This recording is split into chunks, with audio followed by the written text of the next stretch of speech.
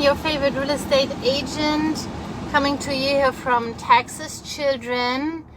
Big heart for Texas Children. They put back together my baby when she was so sick and stopped breathing on us. So we had ice cream left over with the ice cream truck open house. You pay for a certain amount, so we had a few left over. And Jennifer Valdez, my lending partner, had the amazing idea not to go to the fire station like last time with the remainder, but to go to a hospital. I'm like, out of all the hospitals, there's only one. I will not cry. I will not cry. So I got it all in a cooler and wrapped up and dropped it off here, and they were very surprised. But guess what, they really like ice cream, so they actually were allowed to take it in. You know, food from the outside, sometimes they're not allowed to take it, but they were. So they were all very excited, and now I'm back on the way home to my healthy babies, thanks God. But the last time I was here, boy, I have a little bit PTSD. That was not pretty when I was here last time. So I'm very thankful that people like them are working here in the hospitals. You don't know, you don't see them until you have an emergency, and they were just excellent. All 3 times we had to come in. Amazing staff. So, and the good news is, if you want to buy a house, my listing is 13-minute drive time from Texas Children. If you ever have an emergency, at least you're closer than me. Our drive was, with traffic, off for 35 minutes. So yeah, open house went very well. We started slow. First I thought, did we forget to tell everybody? But I was like, no, I think we told literally everybody about it. But then it kept coming. The neighbors came, and we met many nice neighbors. 2-3 of them are on the verge of considering to sell. So that's of course always a good thing about open houses. We meet the neighbors and have a little chat with them and give them a little insight about their little market, their little pocket of the Woodlands in this case. And then we had several people just getting ready to buy. Sometimes it's not this house, sometimes they're going for the next property that comes on the market.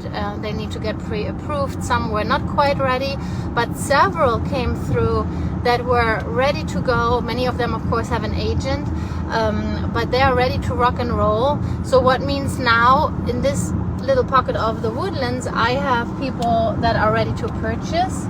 And I talked to many agents that are writing offers, or maybe it was not the right fit. Some people need, for example, 2 primary bedrooms downstairs, and we simply don't have that. You need the perfect house for that. But yeah, so we have a lot of buyers ready to go in that area. That helps me to advertise to the neighbors there.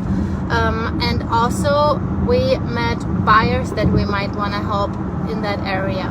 So that's why we do open houses. Very rarely an open house brings the buyer, but I had it recently, and the lady was not represented by an agent but wanted representation, so I paired her up with the top agent in the office. She was represented, and he negotiated just for that buyer, and I negotiated just for my seller.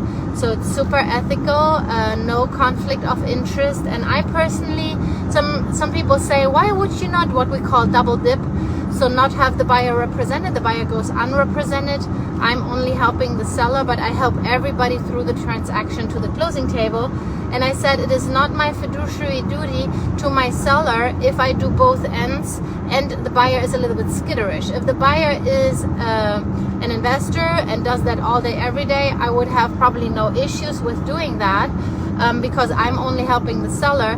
But we cannot afford, oh, there's stuff on the street everywhere here. Putting my blinkers on for the peeps behind me so they don't hit the bucket on the street. My goodness, big toad, a big transportation toad. You don't want to hit it. What was my point? My point was, when you have a skitterish buyer, you definitely want them to have representation, because if you don't see the closing table, it doesn't help that we had a buyer or that you try to double dip. It is better to pair the buyer with their own representation and agent, so that they are educated the whole way through. Like, we have this or we have that. It is a reason to be scared, or it is no reason to be scared. They need someone in their corner explaining that to them, And by the way, NAR lawsuit, that's why we have buyer's agent. I love buyer's agent. I'm often a buyer's agent myself. I do more on the listing side. I love the listing side. I can flex a little bit more, I feel like. But I like both sides.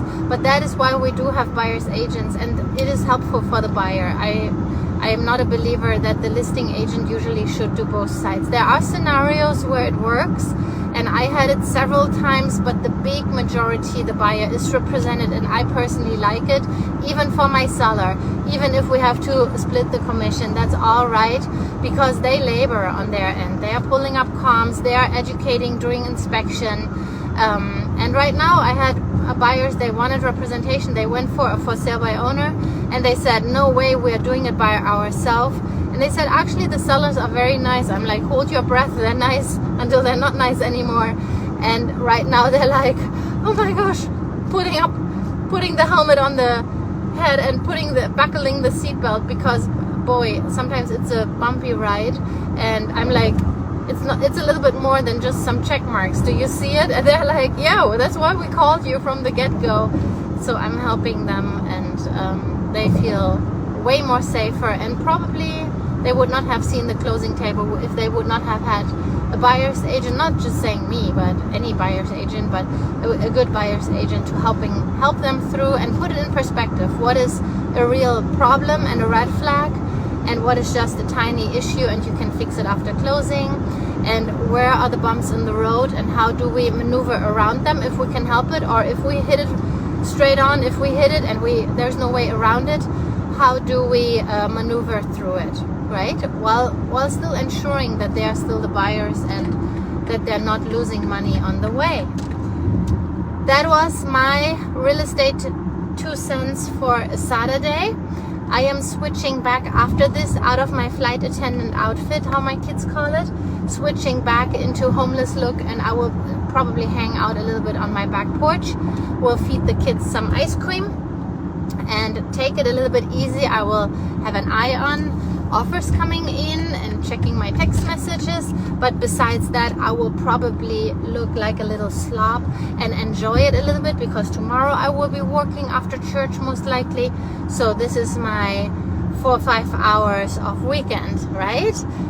Talking to all the real estate agents that say, I want to be on my own clock and I just want to make my own schedule. Guess what? You're not. You're on your client's schedule.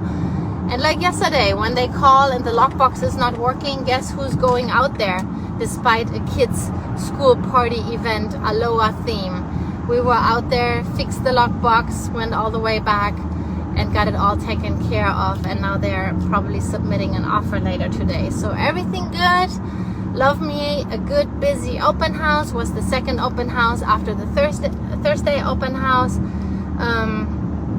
Everything good. Happy seller, happy listing agent, and now I'm switching back into mom mode. Wishing all of you a happy Saturday and a happy weekend. If you want to buy or sell, let me know what's going on, and I will try my very best to educate you.